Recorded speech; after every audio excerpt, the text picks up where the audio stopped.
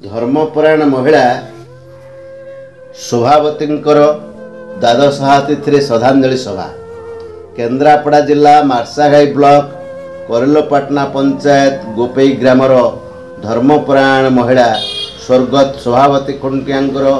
स्मृति श्रद्धांजलि सभा अनुष्ठित कर केदारनाथ सामंतरायंकर सभापतित्व में उक्त श्रद्धांजलि सभा तांकर द्वादश तिथि अनुष्ठित कर निज बासभवन ठारे अवसर प्राप्त शिक्षक जयंत कुमार शतपथी गीता पाठ करथिबा बेले अतिथि मानक परिचय प्रदान भंज किशोर स्वाई द्वारा कर अतिथि मानक द्वारा सभापतिंकर फटोचित्र में माल्यार्पण कर प्रदीप प्रज्वलन कराइथिला। उपस्थित सभासदगण द्वारा आत्मार सद्गति प्रभु जगन्नाथ पाखरे नीरव प्रार्थना कराइथिला। आशु कवि श्रीयुक्त नरेश चंद्र महांती द्वारा रचित ममतामयी शोभावती पुस्तिका अतिथि मानक द्वारा मंचरे उन्मोचन कर सभारे उपस्थित समस्त भद्र व्यक्ति मानकु बंटन कर मंचरे निमंत्रित अतिथि मानकु उत्तरीय और पुष्पगुच्छ पुत्र अशोक कुमार खुंटिया एवं परिवार सदस्यों द्वारा प्रदान कर यही कार्यक्रम शोभावती खुंटिया जई माने तथा महेंद्र कुमार सिंहदो तपन कुमार जेना प्रमोद कुमार परिड़ा सहयोग करथिले। मंचरे ग्रामर वरिष्ठ नागरिक निरंजन स्वाई महाल जगन्नाथ मंदिर सेवक प्रशांत कुमार नायक देवदासी मोहिनीमा मेजर भरत चंद्र जेना गीति कवि श्रीयुक्त कुंज बिहारी पाणी कवि बटकृष्ण पाढ़ी डॉक्टर लिंगराज शतपथी समाजसेवी सनातन बेहेरा समाजसेवी उत्सव महापात्र विप्लवी कवि कमरेड सीताकांत नायक अवसर प्राप्त शिक्षक भंज किशोर स्वाई भंज किशोर परिड़ा प्रदीप कुमार दास प्रभृति व्यक्ति माने मंचरे उपस्थित रही शोभावती मांकर स्मृतिचारण करथिले। परिवार बंधु और सहोदर ग्रामवासी समस्तक भितर एक भावावेग परिवेश सृष्टि होता। सभा कार्य चलुला बेले पुत्र और कन्या माने मां को गुणगान शुणी निज निजर कोह संभाली पारि नथिले। एही कार्यक्रम को श्रीयुक्त देवेंद्र कुमार दास मंटू बाबू संयोजन रे सहयोग करथिले। ए भली कार्यक्रम भविष्यत युवपीढ़ी मान भितर एक नूतन आशा संचार करियो बोली वक्ता माने मत रखिथिले। मार्साघाईरू सीताकांत नायक रिपोर्ट।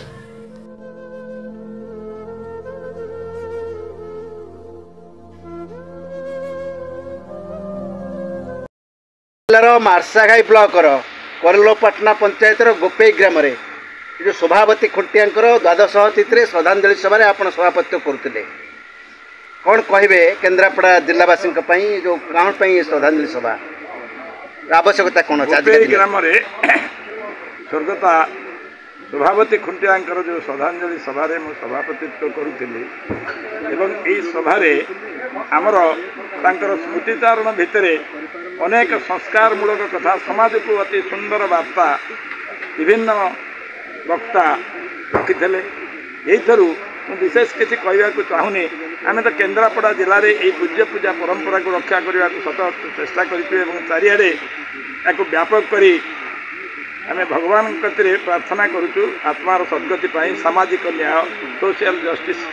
आमर लक्ष्य। तेणु एवं मोर गोटे कथा मुझे कहवाक चाहे आपण माध्यम ये समाज जो अवक्षयमुखी समाज आज ता भितर ये समाज को एतिकी वार्ता जे समस्ते ये जो से अवक्षय जो घटुची ताकू रोकवा एवं परिवर्तन पाई समस्ते एक आध्यात्मिक चेतना सहित मार्जित हो भगवान के पाखे समर्पित कर नीति नियम आदर्श आकु सबू निज पाथेय करी समाज को गोटे नूतन दिग्दर्शन दे समाज को गोटे नूतन रूप से गठन करने आज आम समस्त को आपण माध्यम वार्ता आसी पहुँचती कटक जिलूर अच्युतानंद महाप्रसाद पीठ पाखु कौन वार्ता रखिए जो शोभावती खुंटिया जो श्रद्धांजलि सभा आजिका दिन में कौन आवश्यकता रही संपर्क अंचल ये हूँ अच्युतानंद अंचल मुझे लेमाड़ पद्ममीन पीठ को आसी स्मृतिचारण उद्देश्य समग्र दोआब अंचल जिते सब स्मृतिचारण हो तार मोर सान भाई बट अच्छी कविता पाठ करे एवं मु किसी वक्तव्य रखे ये वार्ता दूसरी एतिकी समाजर अधपतित समाज जो होगा ताको प्रत्येक परिवार पिला बापा मान को उपयुक्त सम्मान दियंतु एवं समय रे से तांकर परवर्ती पीढ़ी की संदेश दियंतु जे आमे आम बापा पे या करथिलु तो आमे आम पे या कर एटा हूँ मोर वार्ता समाज को आउ किछि ना। धन्यवाद। जो श्रद्धांजलि सभा होता कौन कहे से संपर्क में नरेश चंद्र महांती आशुकवि मोर कहबार अनुभूति समाज जो परंपरा रही पूज्य पूजा जो अवक्षय घटुची आज सामाजिक संस्कृति उपर जो गड़क चढ़ी आसूँ तार समस्त समाधान ये हूँ गोटे अभिनव प्रयास आम समस्त मन में जागरण सृष्टि करने ये जो हजि जाऊा रत्न गुड़ी हृदय साइट रखा एवं आगामी पीढ़ी मानक एक वार्ता देवा बाबूरे तुम्हें माने संसार दिन को आसीच पुणी भी दिन समस्त चली छाड़ी जा स्मृति आज माँ सभापति देवी आम निकट हजि जाइए सत छाड़ी जाइए जो स्मृति ताकू आम पाथ्य कर आम जीवन को सरसुंदर करवा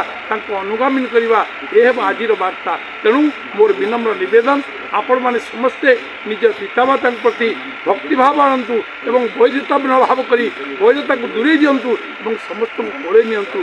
से आशीर्वाद बताते जगत में आम बड़ है समस्त को यही वार्ता प्रदान कर मोर यही बाड़ी को विराम दूँ।